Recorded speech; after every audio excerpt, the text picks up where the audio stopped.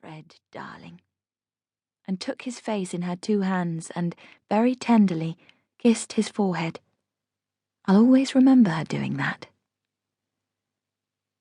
Despite the sun, I was shivering, and she said, in the brisk voice she employed when attempting to keep our spirits up, "Fred, I need tea, and Hetta probably needs a bath. Is the immersion on?" They never did put in central heating. She ran me a bath, dissolved an aspirin in water, and poured me a glass of milk to wash it down. I drank it in the bath. My brief sleep in the car on the journey down to Cambridge seemed weeks away now, but when she tucked me into bed, I felt I was never likely to sleep again. "What will happen to him?" I asked. "I don't know, lamb," Granny said, "but he's alive, and these days they can work miracles." She sat by me till I fell asleep, as she always did when we were small. The next few days are a blur. My recollection is that Seal found a room in the hospital and Mum and Dad stayed in a hotel. Sid, who flew over from Jordan, must have stayed there too. Mum would have wanted her nearby. I stayed on in Ely with Granny and Grandpa, which I was glad of. I was no use to anyone, nor did they want us at the hospital where Will's condition was critical. I think now we must have been allowed to see him that first morning because they were afraid he might not survive. During those anxiety-ridden days, Granny liked to take herself off to the cathedral. "You don't need to be of a religious disposition to enjoy the quiet of a great cathedral," she said to me once. She could be defensive over anything like that in front of Grandpa. I would have gone to sit in the cathedral too, but I stayed with Grandpa because I knew Granny would like me to, and let him read to me from the translation of the Aeneid he'd been occupied with since he retired.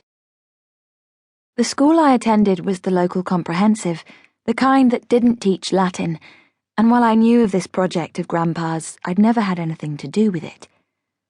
But Will had been involved in the Virgil undertaking since he was very young, and perhaps I obscurely felt that this was a way of being in touch with him. Of us all, he most shared Grandpa's enthusiasms, and although Grandpa would have fiercely denied it, Will was his favourite. I knew that this accident would hit Grandpa especially hard. It was from the roof of King's Chapel that Will had fallen, and it was because of Grandpa that Will had gone to King's. There was some bother about Will's college rooms, which meant that at some point I went with Granny to help to clear them.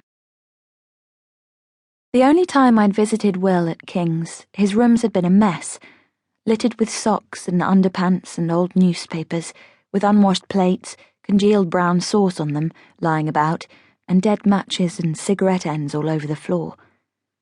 At home, Will's room had always been an inviting jumble of books, collections of flints and stones, shells, feathers, animal skulls, birds' nests, a glass tank where he had once kept newts, a cage which had been home to Hermione the hamster, motorbike parts and ancient implements rescued from neighbouring farms, hanging from the rafters. Now, by comparison, these college rooms looked very stark. The books were stacked in neat piles on the clean floor. There was a single armchair and no pictures or anarchist posters on the walls. The bedroom gave an impression of a monk's cell. Very few clothes in the chest of drawers, and nothing in the wardrobe but a leather jacket which looked brand new, and which I'd never seen Will wear. I requisitioned some boxes from the porters for the books, while Granny went to move her car. But as I was carrying the second box, which I'd overfilled, a book toppled out and a passing student picked it up off the cobbles. "Are you Will Tye's sister?"